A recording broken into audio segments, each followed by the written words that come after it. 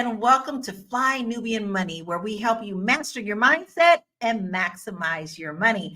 I am Laura Lalaki, international real estate agent, and your host for today.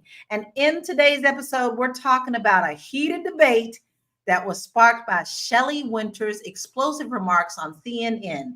He compared Black voters to house and field slaves while explaining why some Black men are supporting Donald Trump. Now, Winter's comments have stirred outrage, but they've also opened up a deeper discussion. Why are some Black men backing Trump?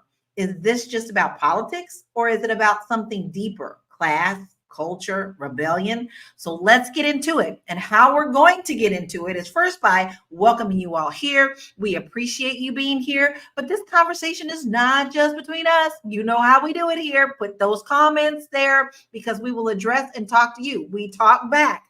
So let's go ahead and get started with the video that sparked this debate in the first place. We'll be right back. Look, let me boil this election down in the African-American community to a very simple, I'll reference the great Malcolm X. This race is between House African-Americans and field African-Americans. And the field African-Americans are going for Donald Trump. I'm talking about your men who build, your men who put things together, your men who work with their hands, your men who do things, not the men who push paper, or the men who are connected to power and want to continue to be connected to power. Are you denigrating African American men who are professionals who work in white collar jobs? Is that what I'm hearing from you? Or no? I'm just trying to understand, is Shelley the House one or the field one? I'm just trying to understand that part. I'm just trying to understand. We have someone who's spitting. I'm just trying to understand the one that's spitting talking points right now. Are you? Okay, wait, because I'm already confused. But before we get into this conversation, I need to tell y'all who are here with me today. We got our royal panel, kings and queens. Moya, tax professional and also founder of JuneteenthSchool.com. Joe Corley, licensed therapist, mental wellness coach, and educator. Marlo Layson, TV film producer, and Erica Lewis, author of Faith in Transition. We got a panel for you today.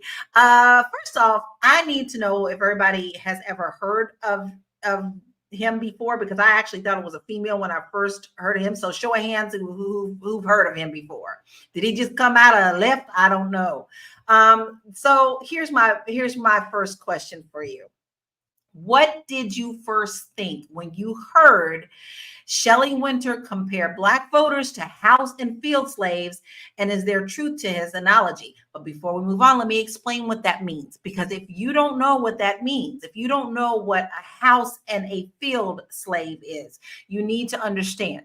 House slaves, this is a white perspective of trying to separate us even more.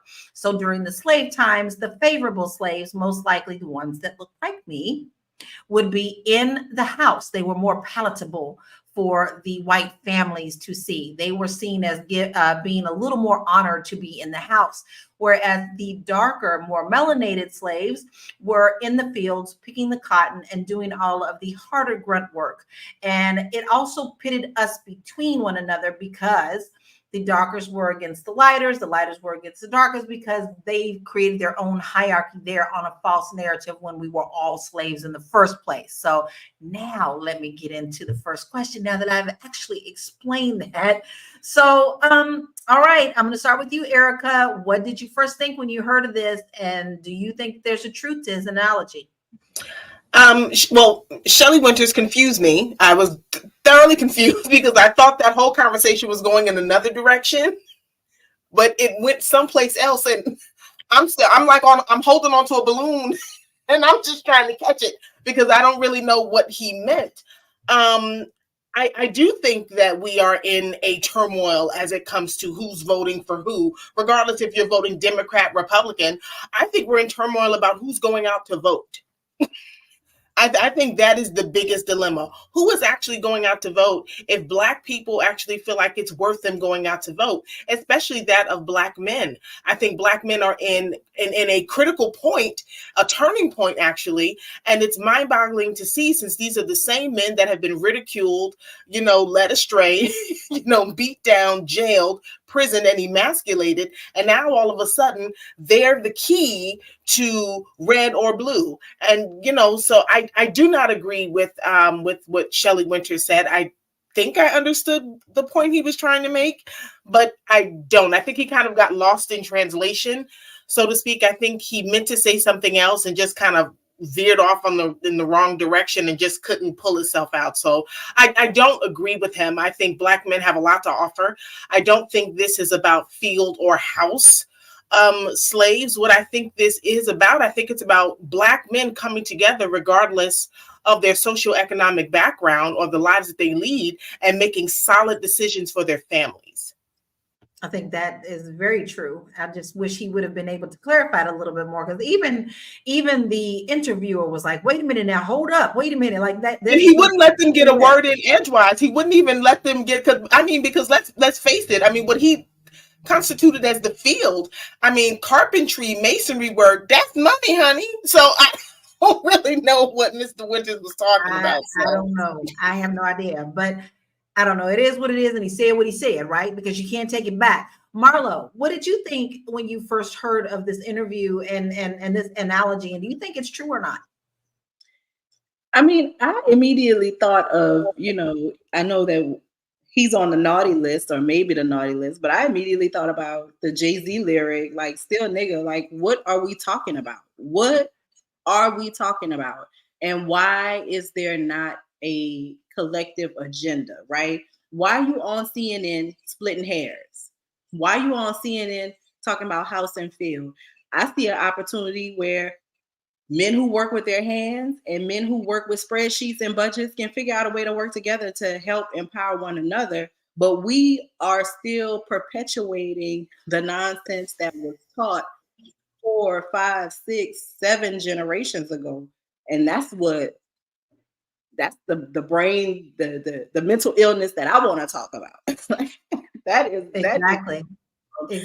I just feel like there's just too much separation that divides our attention to what truly matters when we're arguing about things that like this, like let's get to the meat of the things. You're sitting up here talking about things that are already divisive, and is it just for attention? So Joe, you're our Black king on our panel, so I want to know what you think about this, because he does direct this toward the men.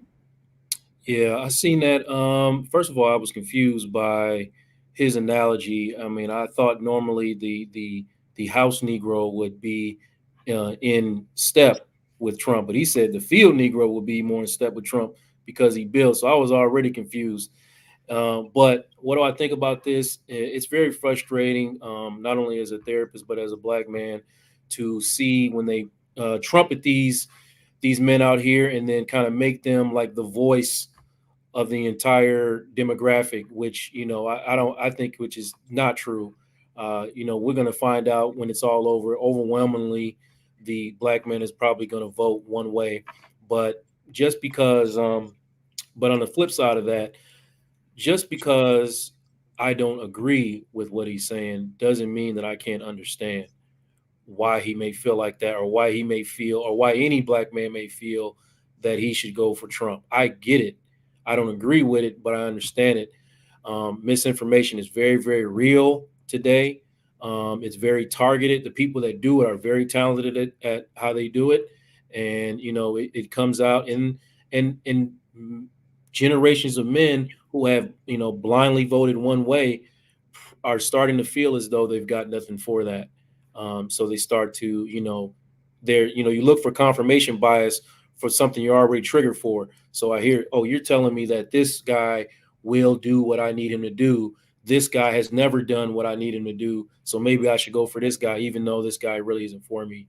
But I'll accept this misinformation because I'm looking for confirmation of what I've been feeling, which was what I've been feeling. Yeah. What I've been feeling. I can totally see that because we are in an age now where I feel like people are starting to question what they were taught. And now they're looking for the right information to represent them. Listen, we're not just having this conversation amongst ourselves. We would love to hear you, family, our viewership family. We need to hear what you think. Do you think that this is a correct analogy, or do you think that he is way off base? So Moya, how are you feeling about his initial thoughts and how he has put this analogy together?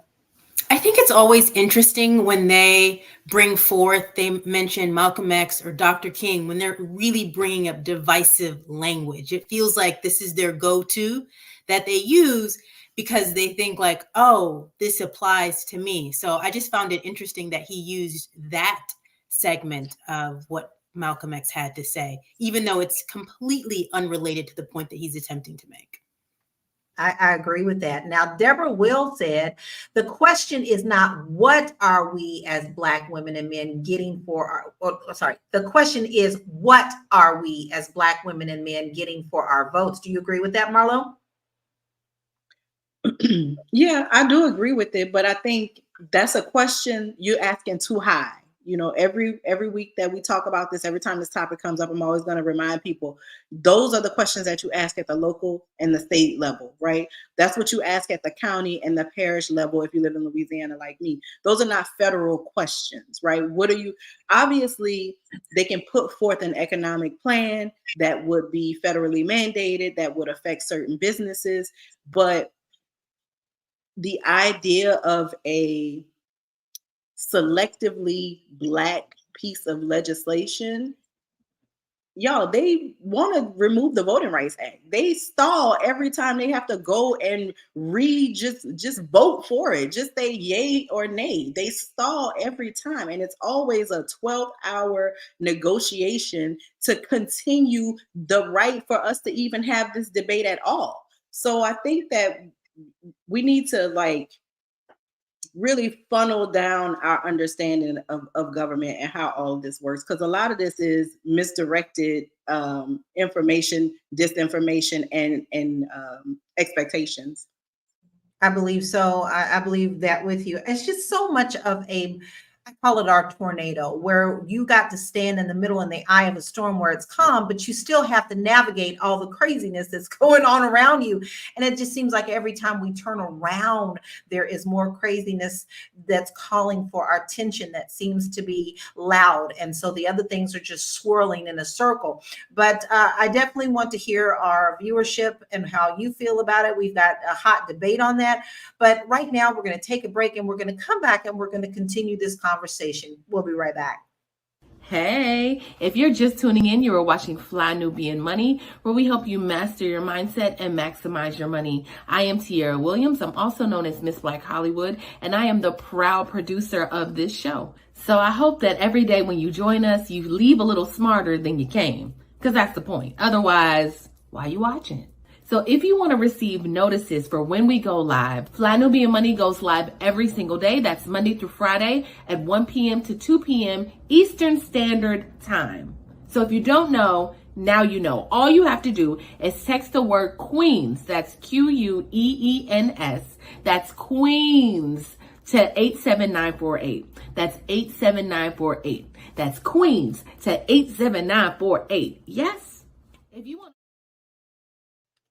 Yes, Queens to 87948. That's such a simple thing to do if you don't want to miss us. So please make sure that you do that today so that you can join the conversation live. But even if you're watching on replay, we do respond back. So we want you to continue to talk to us because we love the engagement. All right, since we all have come to the same conclusion on we don't know what this man talk about, because he don't even know what he talk about. He didn't make it plain. I want to bring up another video for us to look at so that we can continue this conversation. Here we go. This race is between House African Americans and field African Americans. And the field African Americans are going for Donald Trump. The field African Americans are going for Donald Trump? Really? Normally I don't respond to this type of foolishness, but this made it on CNN, so let me respond with some facts. I'm talking about your men who build, your men who put things together, your men who work with their hands. Your men. First, that's just not true. Working class black men and black men without college degrees overwhelmingly supported Joe Biden in 2020 and overwhelmingly support Kamala Harris in 2024. In fact, 87% of all black men voted for Joe Biden in 2020. And these black men have good reason to do so because black male unemployment dropped to 5.1% in September, the first time in a long time when it's been lower than black women's unemployment, which landed at 5.3%. And the Wall Street Journal reported in July that black labor force participation rate has climbed above that for white people, with black men without college degree being the leading contributors to this increase. The only reason we're having this discussion about black men for Trump is because a tiny fraction of black men who have the right to their opinion are getting disproportionate attention for supporting him. I guess that's why nobody does stories on the 87% of black men who support Democrats and will likely support Kamala Harris. So the 13% who don't represent the majority of black men get more attention than the nearly 90% who know that Trump is a racist piece of shit. Second, don't drag Brother Malcolm into this conversation to justify your unpopular political views. I'll reference the great Malcolm X. Malcolm was not a Democrat or Republican. He hated both parties, and he had every reason to do so in his time because millions of black people voted Republican from 1865 to 1960 until the Republican Party abandoned them in 1964. And millions of black people in Malcolm's time distrusted the Democratic Party because it's been its first 100 years, from 1828 to 1928, defending slavery and segregation, and only slowly started to allow black people in 1932 with FDR, but even then took another 35 years to pass any civil rights laws. Malcolm, who changed his name to... I love them. He always spits facts, and I always go back and fact check him because I am so very careful in today's spitting out things and people putting out polls.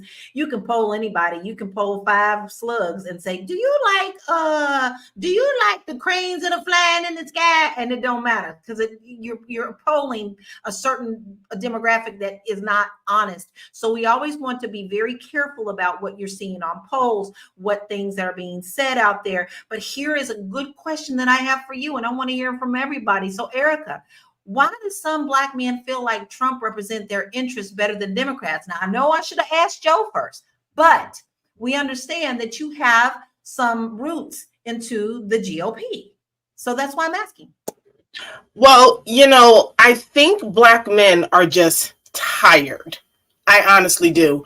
Black men have been at the brunt of racism. They have been at the brunt of abuse. I mean, although, black women are the face of everything. We go out, we fight, we go out, we rally, we go out and we vote. And no one's ever said really anything about black men. So now it's like, let's turn this around and let's pull in the black men and make them feel special. Let's make them feel like, they're wanted. But yet again, we're going to put these black men on a soapbox, stand on their backs to get their votes. And then what? We're back to the same thing all over again. And I think black men are tired of this vicious cycle. They've got nothing from Barack Obama. They got nothing from Joe Biden. And honestly, they're not going to get anything from Kamala Harris, especially looking at the work that she did when she was in position in California. So I think black men are willing to take a risk. They're willing to take a jump and say, you know what, let's see what Trump can do. Because honestly, how much worse can it get? We talk about Project 2025, but, people want to say that's Trump. And, clearly, Kamala's got her hand in that as well. I think Project 2025, which is not involved with the question, but my opinion, I think that is regardless of who's in office. I think that's a political agenda, whether it's the Democratic Party or the Republican Party. I think that's something that's just going to be put in place.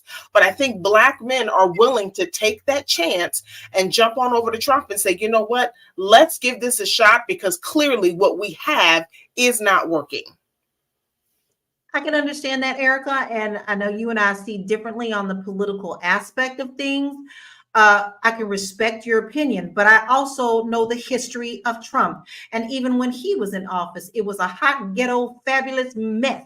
And I necessarily don't want that in either for anybody. Not only, and unfortunately, we're in a mess right now with a woman who's currently in office. But people need to understand that's a different role. Let's be fair. I understand it's a different role, but my thing is I go back to she's getting promoted for doing a bad job. It's like being in corporate America and you're asking for a promotion and you've done nothing the whole time in the role that you're in. And she wants a promotion. And the question is should we give it to her? And I don't think so. Well, I surely don't want Trump back in on my side because I don't think that he was good for our country either. But that brings a good question because I asked you in the beginning, and I'm going to ask you, Joe, in your friend circle, in your people that you work with, why do some black men feel Trump represent their interests better than the Democrats or any other candidate? Because I hate the fact that we only have a two-party system in the first place. It shouldn't be that way. But I'm just curious, what do you hear on the streets? Yeah, I don't think it's so much pro-Trump as it is just kind of anti-Democrat. And a lot of the things that Erica said are valid and accurate. That it is a point where just a lot of black men are just tired of feeling like whatever they vote for is not getting them anything. And so I can understand again where she's coming from and where other men are coming from, but I don't hang around a circle of people that are just out there just pro-Trump and want to stomp for Trump and all that other stuff. But again, there's disruption in what he does, right? A system they feel like has been abusing them and beating them up for years and years and years. And, he just kind of laughs at it, does what he wants to do. And I think that some black men kind of enjoy that. Like they find him funny, and I think that's kind of what helps him out. And then like Erica said, when Biden was running, Kamala was very prominent. She was all over the place. And then he got elected and then she kind of disappeared. And, who knows, she's just doing her job. Educated people understand that she's has so much power. But I think that the expectation based on the way it was sold to everybody was that they were just going to jump off the porch and all of a sudden things were going to start developing and being better for black men and black people in general. And like I said, everybody disappeared. All of these black people that were present when Biden was running, they just all disappeared. That's a real thing. So you have to really be like tuned in and educating yourself on a consistent basis to even know and understand one piece of fraction of what's going on. Yeah, I think this is more deeply rooted than we ever be able to debate because this goes back so much further than just this election. And I know Marlo and all of us say, this is deeper than just one election. You're sitting up here, we're all sitting up here worried about who's going to be the next president. But did you take the time to see who else is on your ballot? Because let me tell you something, it took me a good 2.5 hours to make sure I knew everything that I was voting for on my ballot. I did vote, and the things that I found out were absolutely shocking. And if you just go in there and you just start voting down party lines or whatever, you don't know who you're going to get. You need to pay attention. Moya, I know you have a lot to say on this, so I don't want to not hear your voice on your thoughts on this topic about, hey, why do you think that black men are supporting Donald Trump?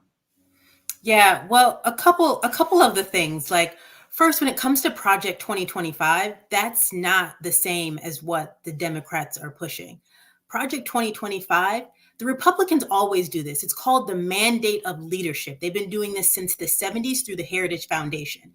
When it came to Ronald Reagan, he implemented 2/3 of what the Heritage Foundation put in place with their mandate to leadership. Donald Trump in his first term did about the same thing, implementing around 60% of what they did. So this is what Republicans look to as their guiding star when they're presenting policy. So it's not the same thing. In addition to that, the Democrats are promoting the Department of Education. And this is what it really means.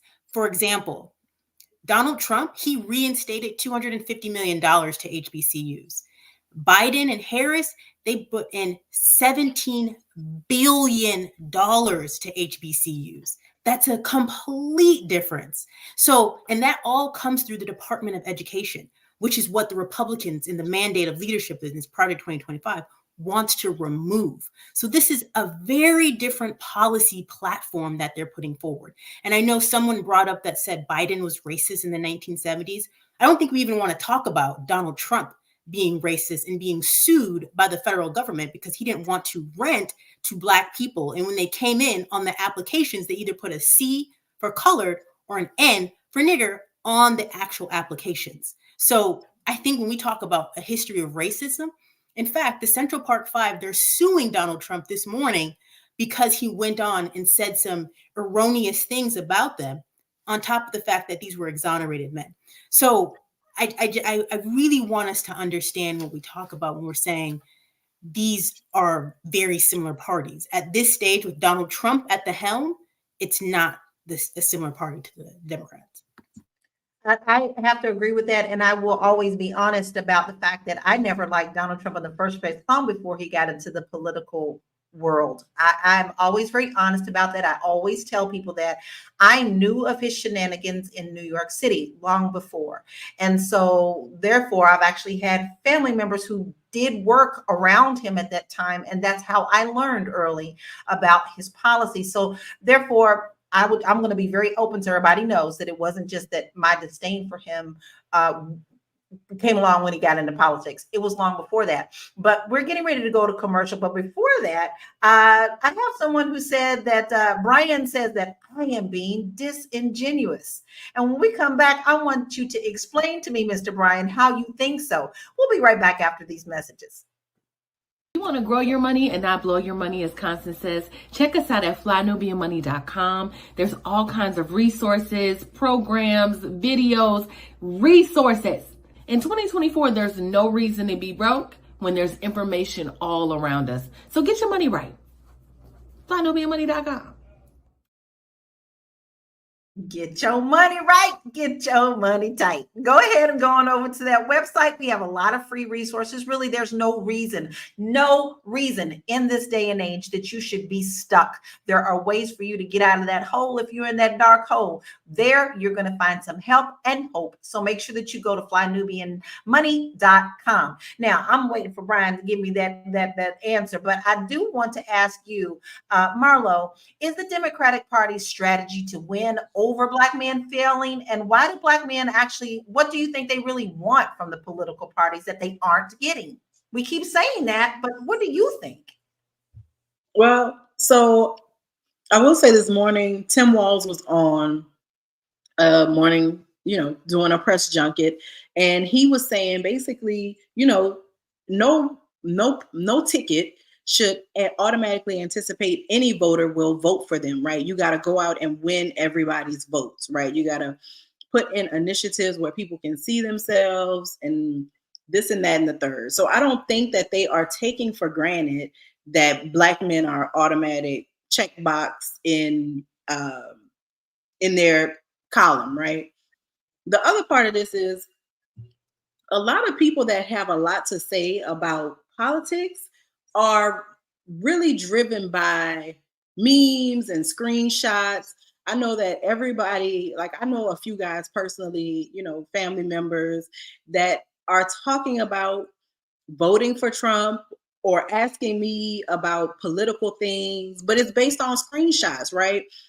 Telling things, parroting information that is not true. I think that misinformation is really the enemy, right? And Black men have always been targeted with propaganda. If you look back into any war, Black men have always been targeted by the opposition saying, hey man, when you get back home, you're not gonna be able to buy a house. When you get back home, you may end up strung up on a tree. Why are you over here fighting this white man's war? Black men have always had a value that other people could see that they sometimes cannot see themselves.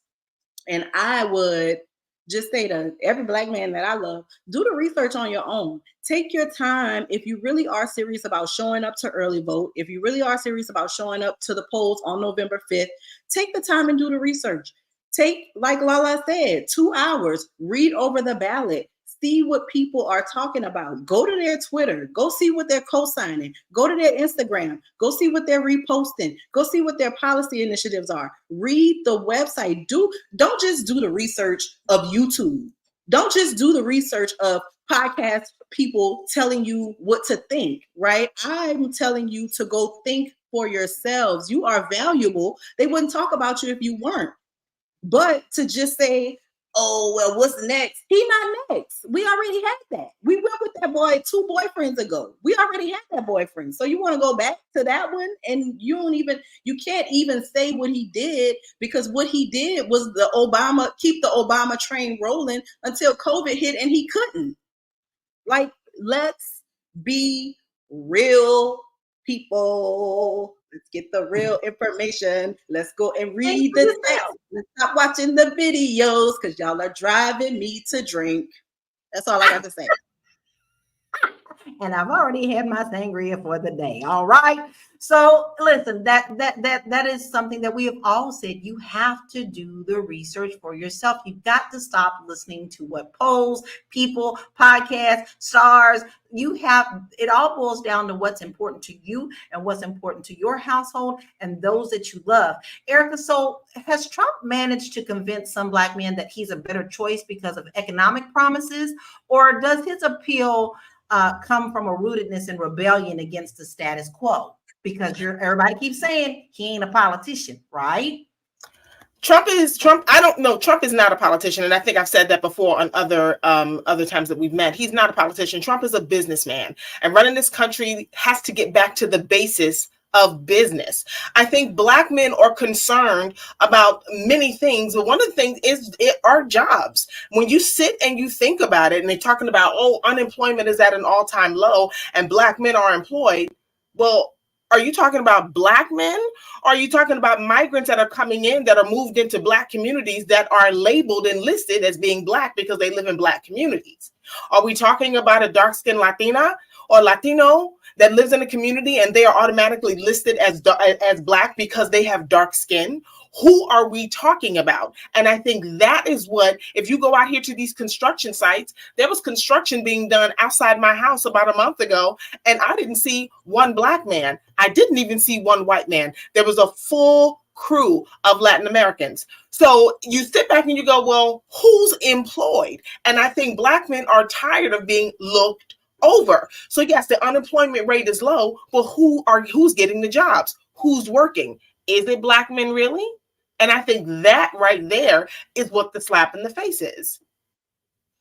I think we also need to dig deeper into what those stats are. Like, how many Black men applied for the job? Like, we need to get into deeper conversations about that. Then we can honestly say, wait a minute now. Absolutely. We could do that. So where are those numbers? This is the things that I wanted to, Marlo, I see you going. Go ahead. In terms of the jobs, right? Let's look at what some of the things that they talk about, where JD Vance is talking about back to the Nazi and race, right? Back to meritocracy. He wants a meritocracy. You, sir, haven't earned your position as a VP. You, sir, are a single term senator. You just got there. So you don't want meritocracy, right? You want people to be able to hire who they want, which means that if Black people don't have businesses where they're in a position to hire, Black men aren't going to get hired. I think we may be being a little bit disingenuous about this Latino thing, because who is hiring them? When people get hired for jobs, you have to prove that you're a citizen. So are these companies breaking the law? Do these companies need the federal government to come sniffing and seeing who's on the payrolls? But I think that looking at it as if it's just, they're just scooping up the Latinos. Why? Because they won't need health insurance, because they won't ask for a higher wage for their skilled labor. Like, we need to look at corporations. So then when you say you want a corporate person to run the country, and then Black people don't have jobs, there's a disconnect there for me, because a corporate person could already be employing these Black men. A corporate person could be saying, you know what, Joe from Guatemala, you don't have your paperwork. I'm not going to play no games with you so that I could pay you $5 less than a Black man. I'm going to just get Tyrone in here to do this job. But they're not doing it. And the problem is, if you bring somebody that is only a P&L, profit and loss sheet guy, to the White House, and his friends who want to have higher P than they have L, then that is going to be problematic for who? The same men who have suffered under most administrations in this country. And that's so that leads me to wonder. My question is, where are the Black men? If that is the case, where are they? In jail. They're in jail because we cheer for policies like go to jail because you haven't paid your child support, because we cheer for people going to jail because they can't pay a bond, right? We aren't voting at the state level. So then when Louisiana says no probation, no parole, people are in jail. There are local jails that are overfilled, overcrowded, yes, not because they don't have beds, but because they have people with traffic tickets, because they have people that have bonds that they cannot afford to pay. We have a lot of problems in this country that affect Black men disproportionately. And I think that getting swept up in propaganda is hurting our brothers. And it is, y'all could tell I am not feeling this conversation at all, because so now that might goes back to my question. So when people are talking to Black men, who they talking to come out and vote if most of them is in jail? But the ones that are on the ground, the ones that have jobs, I know Black men. Joe's a Black man. Joe should probably be speaking to this because he is actually a Black man. So I'm gonna shut up. Go ahead, Joe. I would like to hear your thoughts on this. This is hot, y'all. I'm loving every bit of this. So go ahead, Joe. I would love to hear your thoughts. So here's what I'm listening to. Y'all are having a great conversation about facts, right? But the demographic that you are speaking to does not care about those facts, right? The type of Black man that would care about what you're talking about is already voting the way that you want him to vote, because there is no way, if you take a blank piece of paper, list all the accolades for Kamala, all the accolades for Trump, that anybody with any logic is going to pick Trump over Kamala based on qualifications, based on, facts. No factual conversation in a real way is going to lead you to, the right situation. Let's just be honest about that. So what we're talking about, yes, there is a demographic that is in jail. There's a demographic that's overwhelmingly going to support Kamala. And there's this small fraction that we're speaking about right now that is going to support Trump. But it doesn't matter. I don't believe personally that facts are going to win over feelings for that small demographic. Feelings is where it's at. You talk about feelings and then you disregard feelings and say, well, you're just dumb if you don't do what we're telling you to do. That's a real thing. But it's this whole system to me has been designed the way, and it's working the way it's supposed to work. What's really happening? What I see online is a divide between Black men and Black women. Now, if we can divide Black men and Black women, we are susceptible to real major attack, period. And that's really what's important. All the political stuff at the high level is not really relevant. It's just, for show, right? What we're talking about, what Marlo was talking about, all the things that really matter. Who are the judges? What are the real policies that are affecting? That's the stuff that real matter. But guess what? None of that stuff, all the things that Moya said, none of that stuff can be found anywhere easily accessible. You have to dig for it because one guy is way better at pushing out feelings than he is facts. And that's where we're at right now. And when you're asking me as a Black man, I'm just sitting back watching it, and it's frustrating because since basically Obama left office, I feel like there has been a massive and targeted attack on Black men. I have felt it personally. It has hurt personally. And, it's hard to see. Everywhere you go, everywhere you look, we're terrible over here. We're terrible over there. We're idiots over here. We're idiots over there. That's what's happening. If, but I appreciate the conversation. I'm really getting educated. A lot of stuff I didn't. But that's a heavy load to carry, Joe, and it's extremely important for you to share with us, because I know you're not the only one who feels that, and it must be said, because it's easy for us all ladies to sit here and put our point of view in, but it's different because we're not in your shoes, because this is your shoes. This is your reality. This is what you see. And I think absolutely everything that you said has so much validity that people really need to hear what you are saying. Moya, I don't want to leave you out of this discussion. What are your thoughts on our conversation that we're having now about, Black men? And oh Lord Jesus, this is just so good to me. Because I think it's a breath of fresh air. We are talking the talk and doing what people are afraid to do and not throwing rhetoric out there. So I would like to hear your thoughts. I think it's important, if we're building off of what Joe's saying in terms of bringing it together, I think we really have to look at also the justice system. As of right now, the U.S. judicial availability, the vacancies, it's around 100 judges that need to be filled.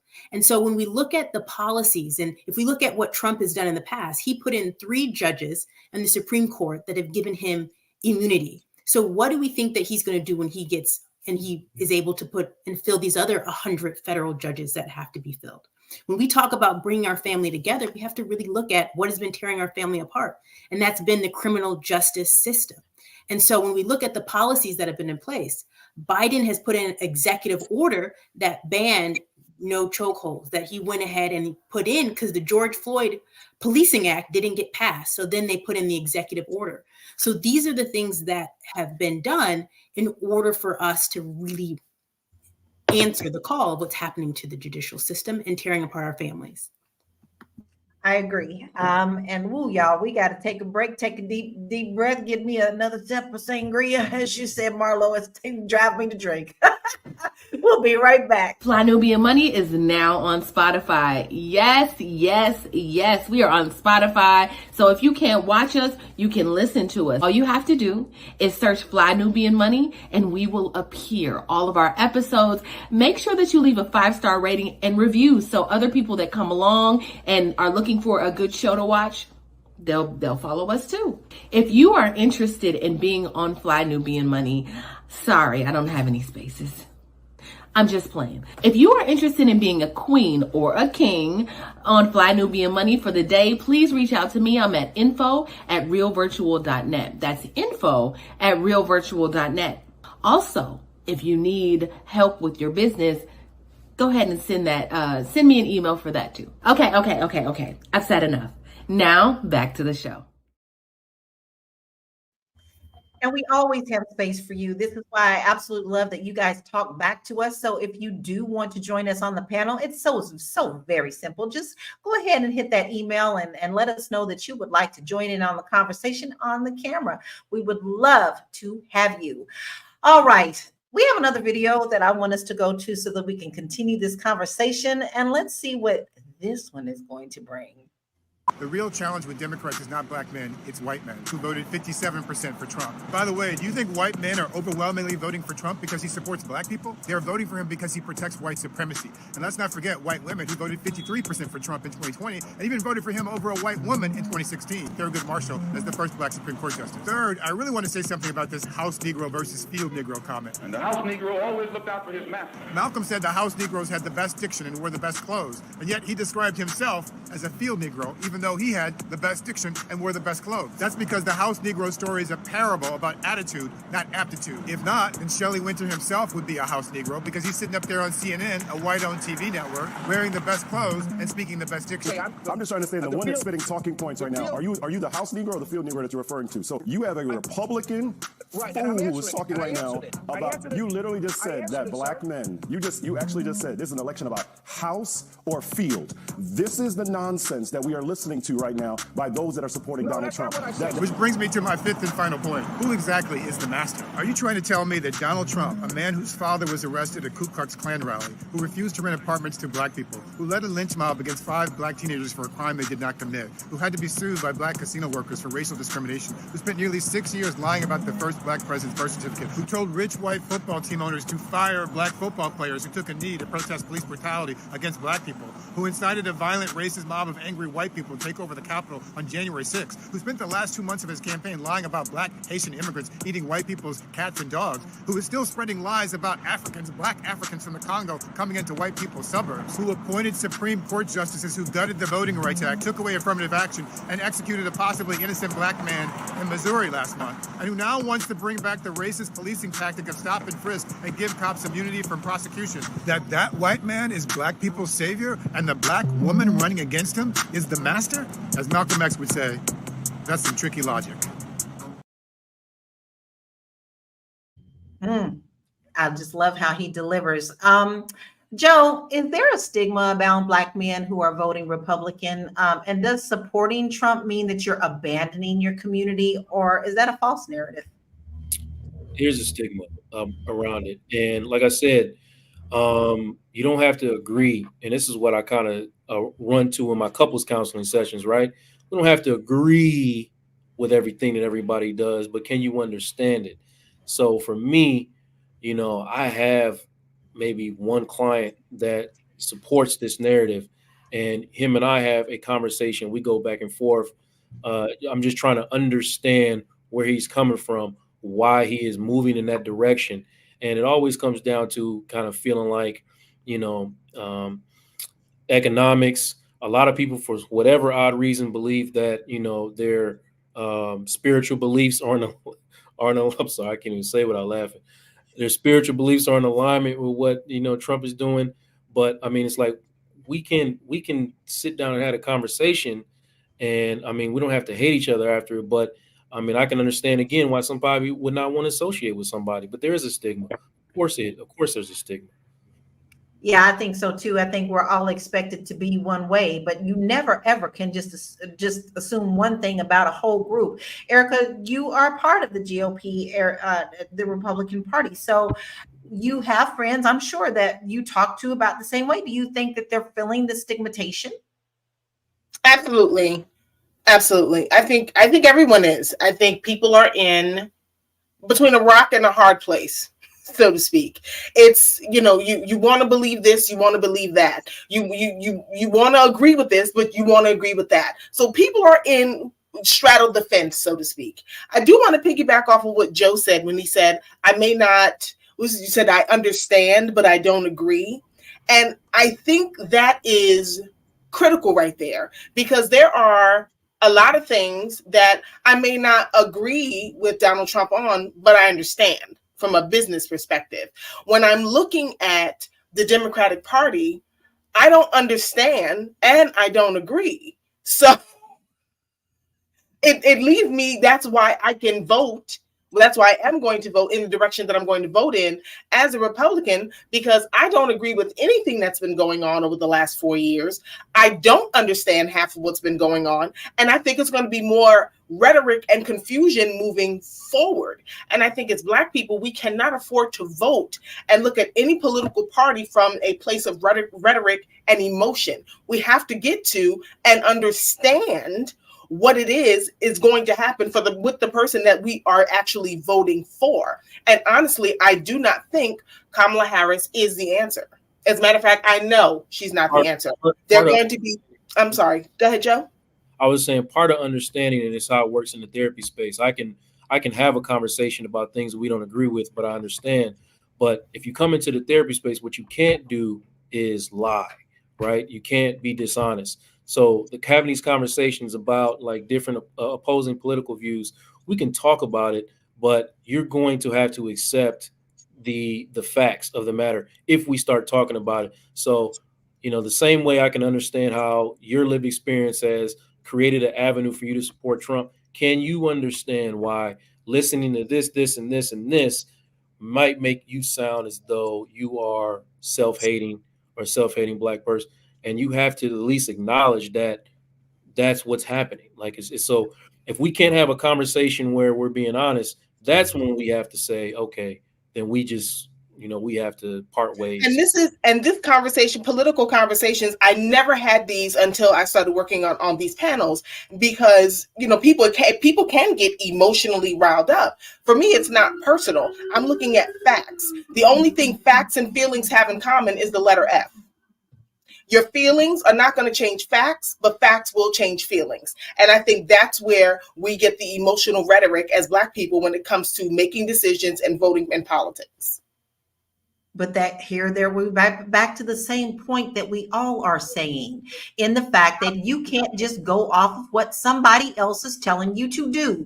You need to research for your damn self, get Absolutely. You some education, and go see what these people really stand for. Go look at their records. Stop listening to Auntie T and Uncle Joe down the street. Not you, Joe.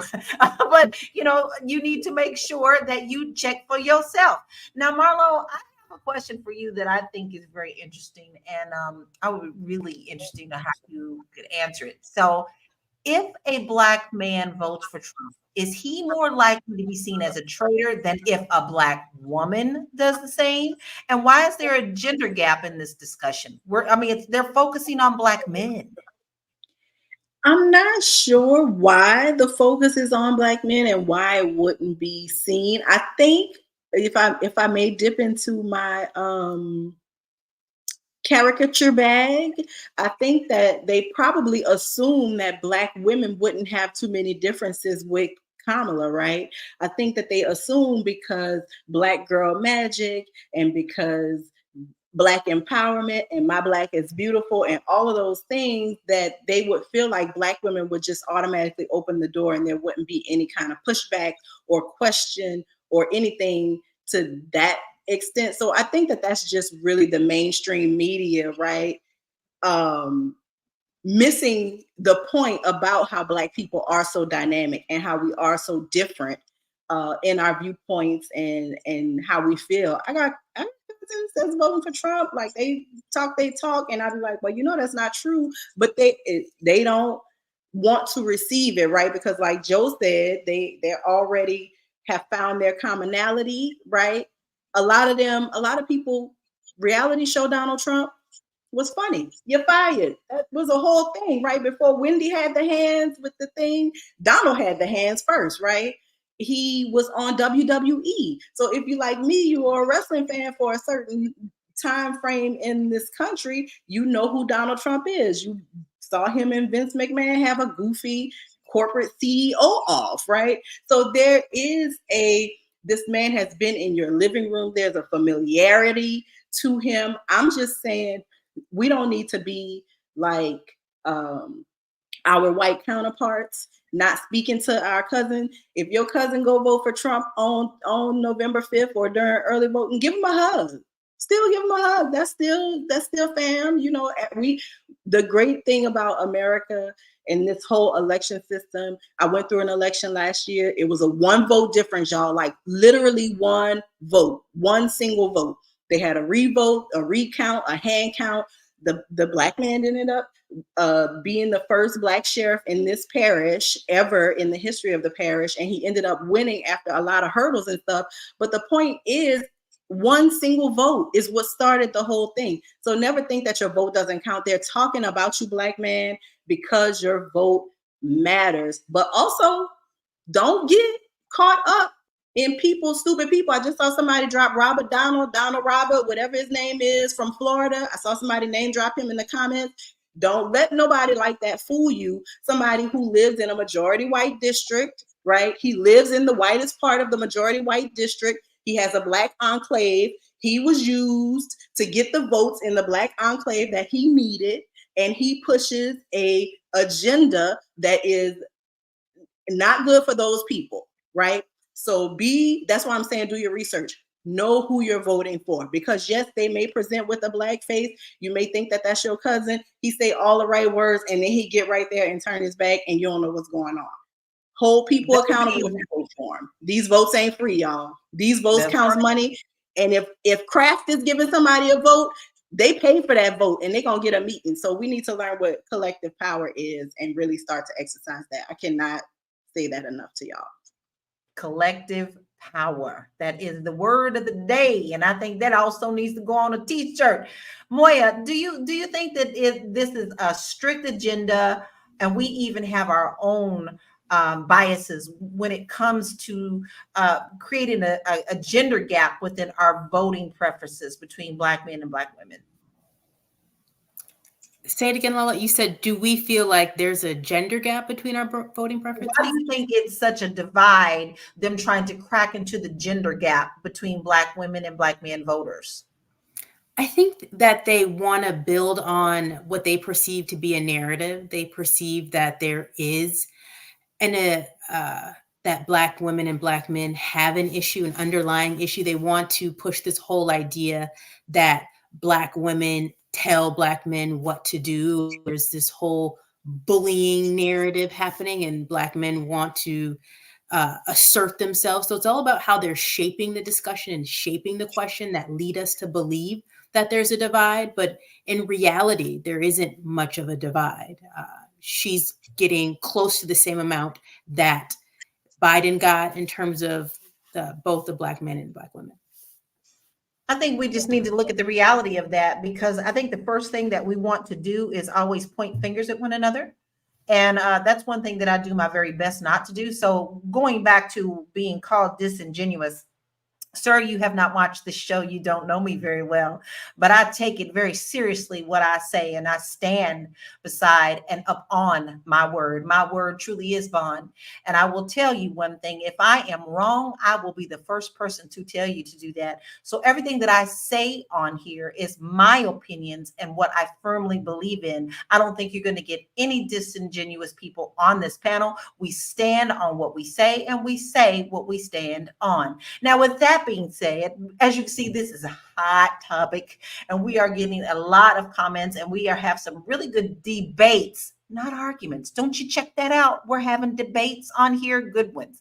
So we get lots and lots of viewers. And if you want to get your brand in front of millions, you need to advertise with us on Fly Nubian Money. We go live 5 days a week, 1 p.m. Eastern Standard Time, and we go live on many different pages that reach a huge audience of engaged and intelligent listeners. So this is your chance to connect with potential clients who are eager to learn about your business. So don't miss this opportunity. All you got to do is email us. You're going to see this email again. If you want to email us to get more information about the ads, email at info@reelvirtual.net. Now, what you want to do is to put in the subject line, Fly Nubian Money ad. And that way we know that you are looking to get our ad rates. You know, this is some really good stuff that we do on here. And I love our community. And you know, you love it too, or else you wouldn't be here. So we appreciate you, and we hope that you take advantage of this opportunity. Marlo, do you feel that as early on, because I always talk about how I was taken to the polls as a young child, as far as I mean, 2-3 years old, I was taken to the polls with my mother, who was a Democrat, never even talked to me about that, because at that time in the 70s, it was considered impolite to ask someone how they voted. Do you think that your influences, early influences before becoming an adult, put you into a party that you felt that you needed to be in? So like, was it just because you were put in, your family might have been a Democratic Party? Is that how you felt that you should have voted before? Well, it was. I mean, initially when I'm a baby and voting, right? I've been voting since I was 18, and I registered Democrat because just did what everybody was doing. It didn't really, I didn't know if it mattered. And now I know in Louisiana, it actually does matter, right? Which party, because the primary system, but we won't get into that. But just because you are registered one way, it doesn't prevent you from voting another way. I don't vote down ticket D.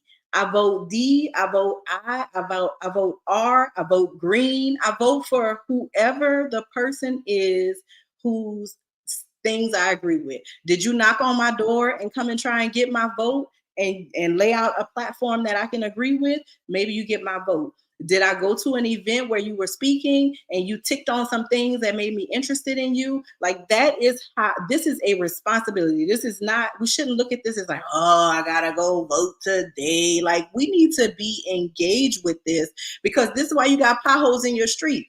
This is why you got a boil order every other month in your city, right? This is why the football team can get a stadium built, but you can't get a new school, or your school can't get a stadium.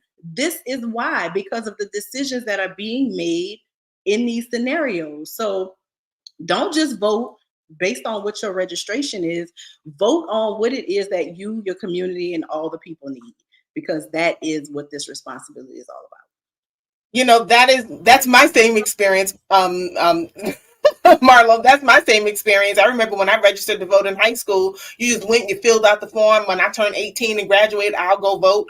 Nobody sat down with me and explained to me what Democrat and Republican was. I didn't know that I could go and vote for, what was happening at the school board level.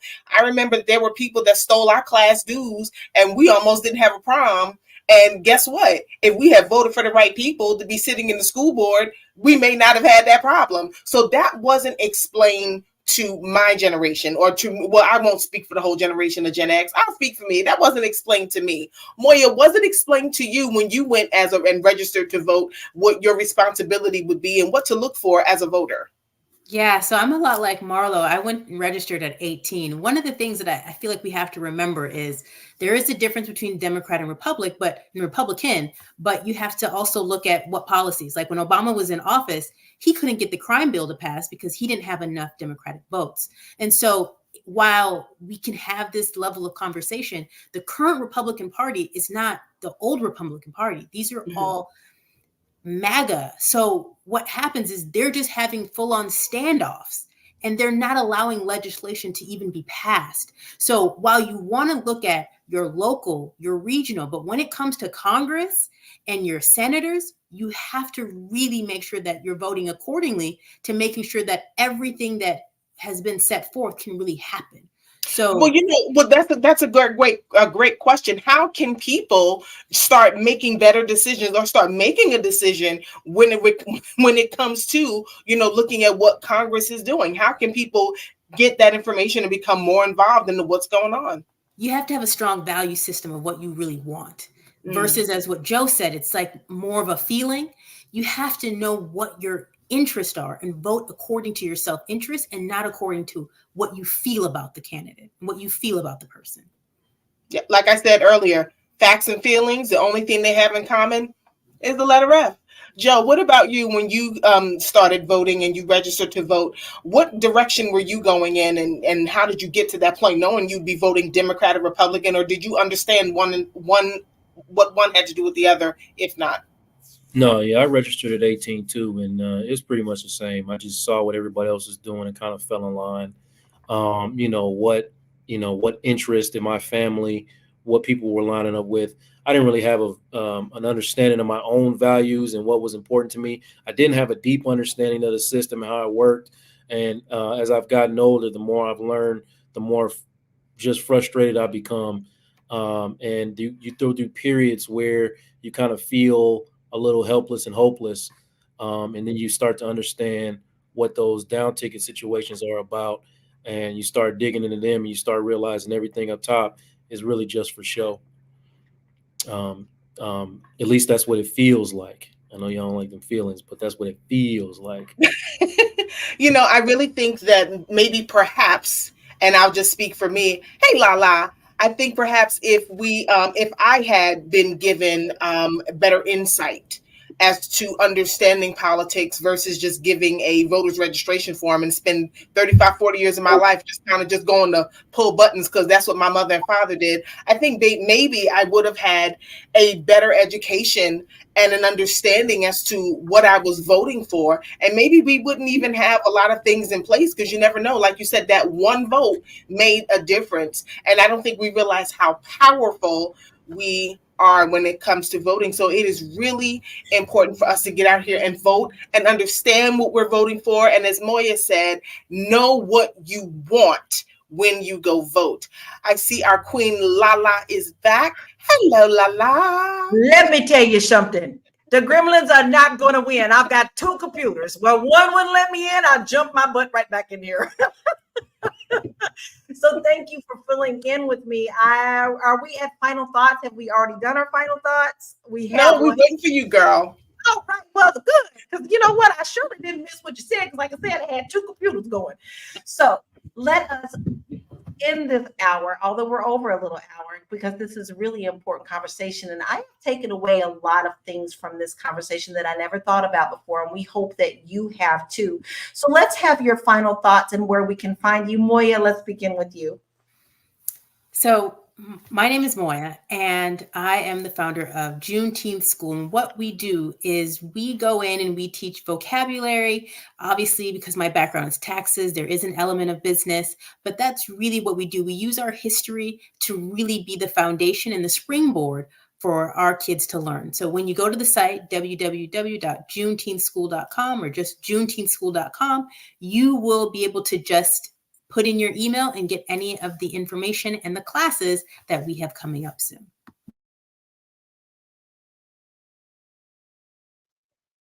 And you see her website right there. Yeah, I'm not going to let these win. No. So you make sure that you go and check her out. Everybody on the panel is worth going to follow. Like I always say, I stalk everybody because I love them, whether we agree or not. They still my family. Marlo, what are your final thoughts and where can we find you? So my final thought is, regardless of who you vote for, I still love you. We still love you. Thanks for tuning in and being part of this very important conversation today. Voting is a right that was given to Black people through a constitutional amendment. That means that voting is a right that can be removed from Black people's ability to exercise. So be aware, be paying attention. Don't just wait for an invisible bully that you think is going to put you in slave shackles to start trying to figure out what the hell is going on in this country. Be invested. You know, we had, if you are a generational American like myself, we have had generations of people who wished for the day that they could be included, who dreamt of a day that their descendants could be included in this process. So all I ask in my final thought is, please don't squander that. Please exercise it. Please do what is right for you and your family. What's right for you and your family may not be right for me and my family, but at least we are being a part of this very delicate democratic republic that could easily go away if we are not paying attention, the same way that the document was written to protect freedoms and rights and create them. It can all be taken away. Do not underestimate that the Constitution is a piece of paper. I love y'all. Where can we find you, Marlo? Oh, sorry. Out here in these streets by my name, Marlo Layson. That is written content, that is video content. And I'm also, you can follow me on Instagram, Ora Marlo. That's my first name backward, then forward, little underscore on the end. Hit me up. I don't post that much, but maybe if you follow me, I will.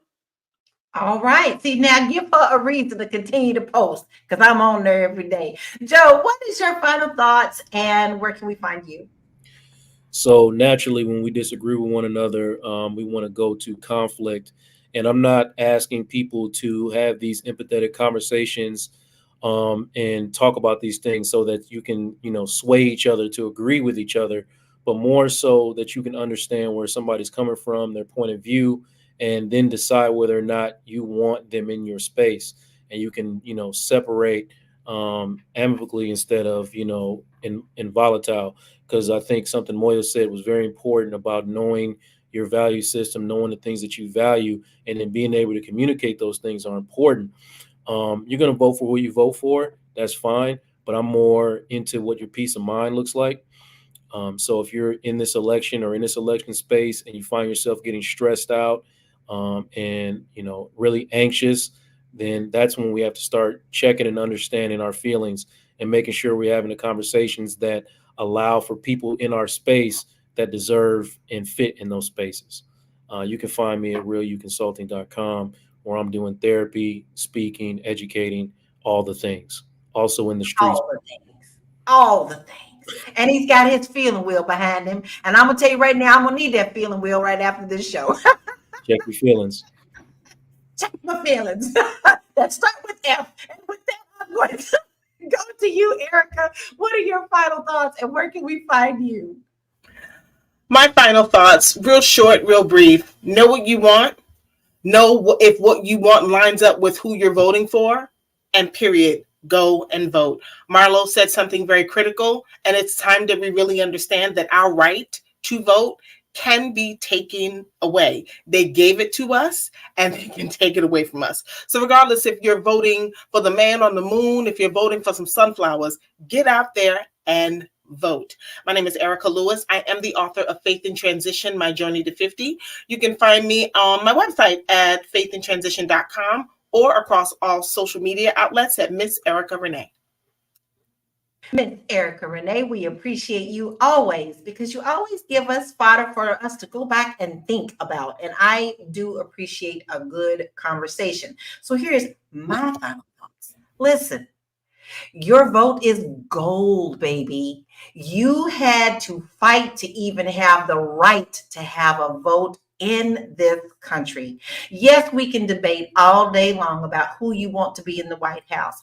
But one thing is for sure, they wouldn't be trying to cause division if they didn't think your vote mattered. Even if you don't vote, you are still sending a message for our country. So don't take this lightly.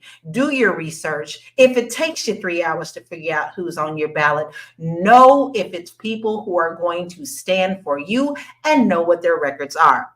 With that being said, I made it really easy for you to find me. And you can hit me at bit.ly/Laura Key Info. All right. We really appreciate you being here today. We absolutely love all of our viewers and we love the conversation that you have. So we have homework for you. So do all these things. First, you want to make sure that you go to flynubianmoney.com so you can get the free resources that we have for you so that you can get your money right and your money tight. Because you can't get to the goal line if you don't see where the starting line is. So we want you to go there. Second of all, you don't want to miss any of our episodes. So all you have to do, it's real simple. You do it all the time. You own this thing all day, right? I feel like this is an extension of my life. So go ahead and text the word Queens, QUEENS, to 87948. Then also, if you want to be a guest on our show, hey, all you got to do is email us and let us know. info@realvirtual.net and take us on the road with you at Spotify. Panel, my kings and queens, I love you. And I am so appreciative of this time that I always have with you. And we will see you tomorrow. Have a blessed day, y'all. Peace out.